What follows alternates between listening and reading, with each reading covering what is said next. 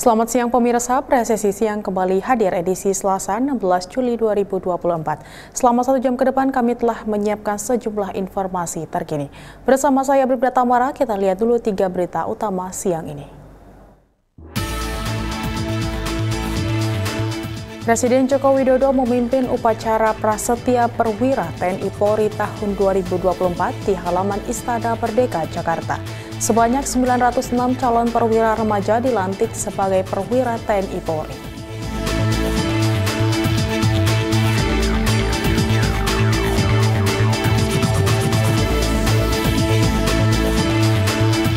Kapolri Jenderal Listio Sigit Prabowo menerima audiensi Ketua Umum PSSI Erick Thohir. Dalam audiensi ini salah satunya adalah persiapan pengamanan Piala Presiden 2024 yang akan dimulai pada 19 Juli mendatang.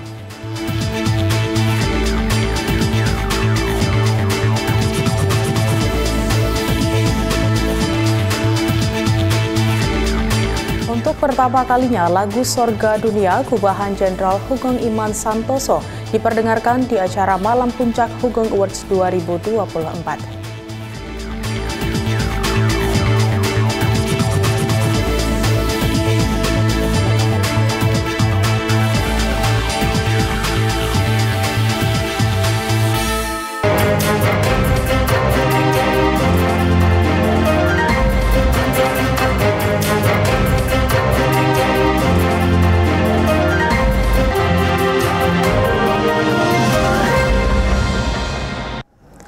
Polisi menangkap 7 orang tersangka judi online yang dilakukan di apartemen kawasan Grogol, Petamburan, Jakarta Barat. Sindikat tersebut bahkan meretas situs pemerintahan hingga instansi pendidikan untuk memasarkan judi online. Kasat Reskrim Polres Metro Jakarta Barat AKBP Andri Kurniawan mengatakan dari hasil penyelidikan didapatkan adanya kegiatan usaha perjudian online yang dioperasikan oleh 6 orang tersangka dengan inisial FAF 26 tahun, AE 39 tahun, YGP 20 tahun, FH 21 tahun, GF 21 tahun, dan FAP 19 tahun.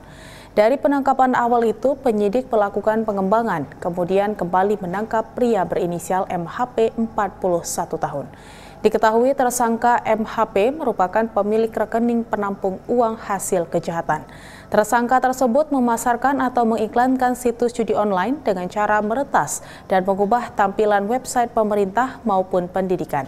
Para pelaku menyasar situs yang memiliki proteksi keamanan lemah untuk diretas. Setelahnya mereka mengubah tampilan website tersebut menjadi konten judul.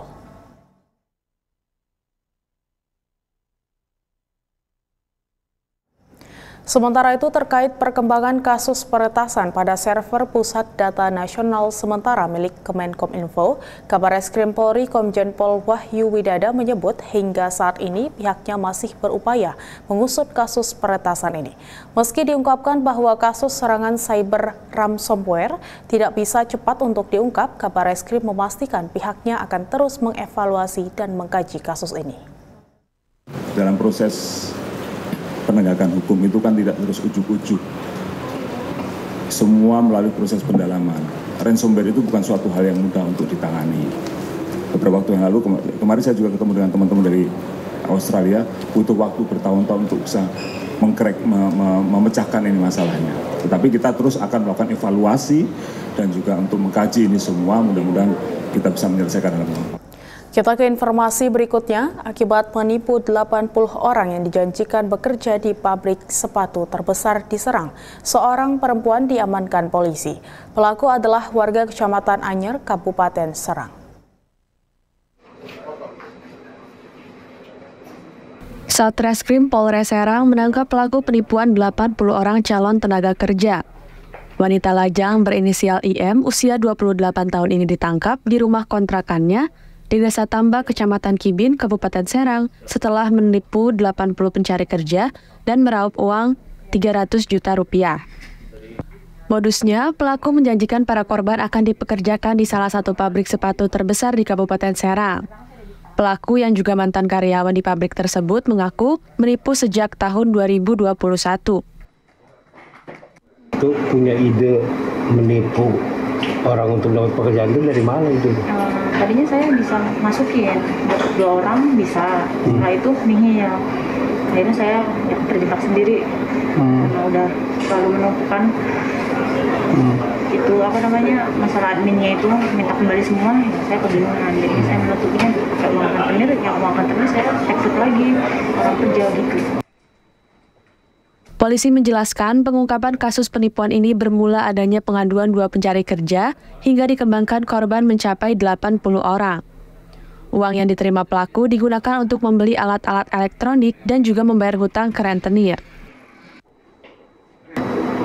Uang masuk ke salah satu perusahaan di wilayah Kabupaten Serang tersebut antara 5 juta sampai dengan 20 juta. 20 juta. Rata-rata korban warga mana? Rata-rata korban di Kabupaten Serang. Pelaku ini sendiri apakah karyawan di Komas atau memang bukan? Pada saat pelaku melakukan perbuatan tersebut memang tersangka ini bekerja sebagai karyawan di salah satu perusahaan. Atas perbuatannya, kini pelaku ditahan di Mapolres Serang untuk mempertanggungjawabkan perbuatannya. Pelaku terancam pasal 378 KUHP tentang penipuan dengan hukuman penjara selama 4 tahun. Dari Humas Polres Serang, melaporkan untuk Polri TV. Beralih ke informasi pengungkapan narkoba. Polda Riau berhasil menganggalkan peredaran gelap narkoba jenis sabu sebanyak 25 kg dan 34.000 pil ekstasi selama kurun waktu 2 bulan terakhir dan berhasil menangkap 25 tersangka, di mana 11 diantaranya adalah jaringan internasional.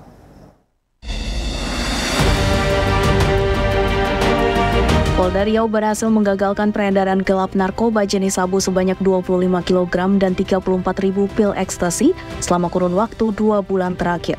Seluruh barang haram itu pun dimusnahkan pada 12 Juli 2024 lalu. Dalam pemusnahan tersebut, Kapolda Riau Irjen Pol Muhammad Iqbal mengultimatum para bandar narkoba untuk tidak lagi menjalankan bisnis haram tersebut di wilayah Riau. Saya perintahkan Direktur Narkoba, para Kapolres dan timnya tindak setegas-tegasnya. Walaupun akibatnya pengedar-pengedar itu harus tidak ada nyawa lagi di bumi ini. Dengan catatan ada mekanisme, ada standar operating prosedur. Apabila dia membahayakan nyawa petugas dan membahayakan nyawa masyarakat lain, tindak tegas. Bagi pengguna, kita akan terus melakukan penegakan hukum dimanapun, di gunung-gunung, di hutan-hutan, di laut-laut, apalagi di kampung-kampung yang katanya ada kampung narkoba. Saya sudah perintahkan Direktur Reserse Narkoba dan timnya, seluruh Kapolres dan timnya, tidak ada lagi istilah, diksi, kalimat-kalimat kampung narkoba di Provinsi Riau ini. Yang katanya di Pangaras Hidayat atau yang di mana-mana, obrak-abrik itu. Bersihkan. Setelah itu baru kita lakukan social engineering. Kita minta tolong kepada berkolaborasi dengan seluruh pemerintah provinsi, tokoh agama, tokoh masyarakat, pemerintah kabupaten kota, tokoh pemuda, bahkan teman-teman semua, untuk kita rubah. Tidak ada lagi itu semua. Kampung-kampung yang katanya tadi kampung-kampung narkoba tidak ada. Lebih lanjut, Kapolda menjelaskan bahwa pada Mei hingga Juni 2024 total barang sitaan yakni 25,1 kg sabu, 34.250 butir pil ekstasi, 3 kg ganja kering, dan 70.000 butir pil Happy Five. Kemudian ditangkap 25 tersangka di mana 11 diantaranya adalah jaringan internasional. Ditambahkan Direktur Narkoba Polda Riau Kombes Pol Manang Subati, dari jumlah itu ada 17 tersangka ditangkap tim Direktorat Narkoba Polda Riau, sedangkan 8 lainnya tangkapan Polres Bengkalis. Penindakan terhadap peredaran gelap narkoba itu sejalan dengan perintah Kapolri Jenderal Polisi Listio Sigit Prabowo bahwa kejahatan narkoba adalah musuh bersama yang harus diberantas untuk menyelamatkan generasi penerus bangsa. Oleh karena itu, kepolisian terus berkomitmen melakukan penegakan hukum narkoba, termasuk kejahatan lain yang meresahkan masyarakat.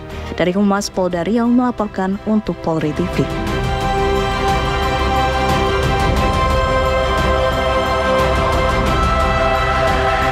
Polres Kutai Kartanegara berhasil menangkap komplotan peredaran narkoba jenis sabu dengan total sebanyak 3 pelaku berhasil diamankan.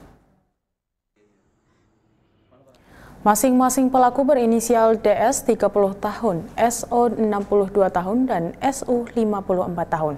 Kapolres Kutai Kartanegara AKBP Heri Rusyaman melalui Kasat Res Narkoba AKP Aksarudin Adam mengatakan DS menjadi pelaku pertama yang diamankan oleh Satres Narkoba Polres Kukar di kilometer 19 Jalan Porong Tenggarong Senoni. Saat digeledah, petugas menemukan 2 paket sabu dari dalam kotak rokok yang disimpan di saku celana pelaku dengan berat total 0,52 gram. Dari pengakuan DS, ia mendapatkan barang haram tersebut dari pelaku SO. Tidak menunggu waktu yang lama, polisi langsung bergerak ke lokasi keberadaan SO, tepatnya di kilometer 16 Kelurahan Loa Ipuh Darat. Dari tangan pelaku SO, Satres Narkoba Polres Kukar kembali mendapatkan barang bukti 2 paket sabu seberat 0,52 gram dan uang tunai sebesar Rp200.000. Sementara itu, dari tersangka ketiga yakni SU, Satres Narkoba Polres Kukar berhasil mengamankan 6 paket narkotika jenis sabu dengan berat kotor 10,74 gram beserta uang tunai Rp1,35 juta. Kini seluruh pelaku sudah mendekam di sel tahanan Mapolres Kukar untuk menjalani pemeriksaan lebih lanjut. Akibat perbuatannya, para pelaku dijerat Undang-Undang Nomor 35 Tahun 2009 tentang narkotika.